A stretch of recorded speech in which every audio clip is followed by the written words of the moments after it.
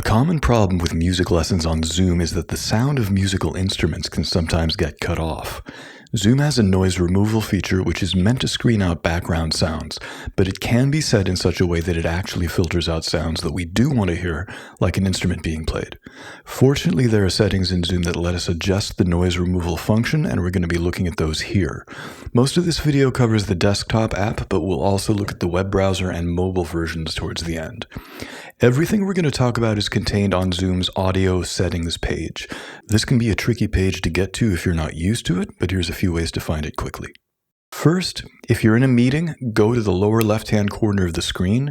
This has a picture of a mic with mute written underneath. We don't want to click on that. Instead, we want to click on the tab next to it. Doing that will open a separate menu. We're looking for audio settings, which is at the very bottom of this menu column. Selecting that will bring up the audio settings page. The second way to get there is from the main Zoom page.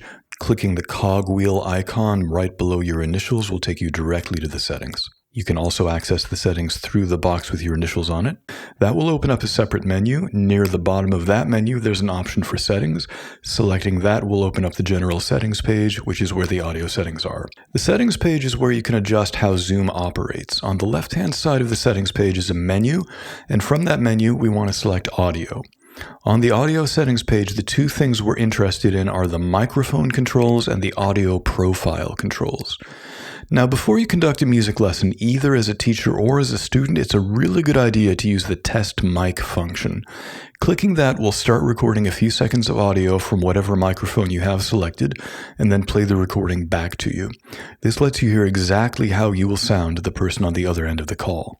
When you do this, make a bit of sound on your instrument. Watch the input level indicator, and if the level is low, try increasing the input volume.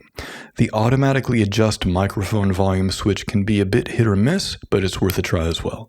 If you play the audio back and you find that you're either not hearing your instrument or that large parts of your playing are being cut off, it means that Zoom's noise removal feature is accidentally muting the sound of the instrument. If you've never worked with audio settings before, the Zoom background noise removal option will probably be selected by default. You can try switching through the different settings in this section and see if a lower level clears things up, but it's possible that even the lowest settings will still be muting the sound of an instrument. In that case, we want to select Original Sound for Musicians, which gives you the option of completely disabling Zoom's noise reduction. Now, this is a very important detail. Selecting this option does not automatically mean that Original Sound for Musicians will be used.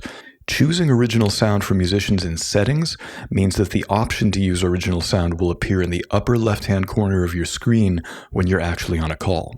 If it says Original Sound for Musicians off, click the text to switch it on. There are a few other parameters that can be adjusted when you have Original Sound for Musicians on: high fidelity music mode, echo cancellation, and stereo audio. It's unlikely that these settings will affect the behavior of the noise suppression, but if all else fails, it might be worth playing with. Now, if you're using Zoom through a web browser, you can't adjust audio settings until you're actually on a call. Once you are on a call, the settings option is on the center menu at the bottom of the screen. A new panel will open up and you can access audio settings on the left-hand side. Do be aware that you have much more limited control over audio settings in the web browser version of Zoom. So if you're experiencing audio problems, you have far fewer ways to try and deal with them. The mobile version of Zoom operates similarly to the web browser in that you won't be able to access audio controls until you've joined a meeting. Once you have, you can scroll through the bottom menu until you get to the More category. This lets you turn Original Sound on or off, but as with the browser version, you can't control any other parameters.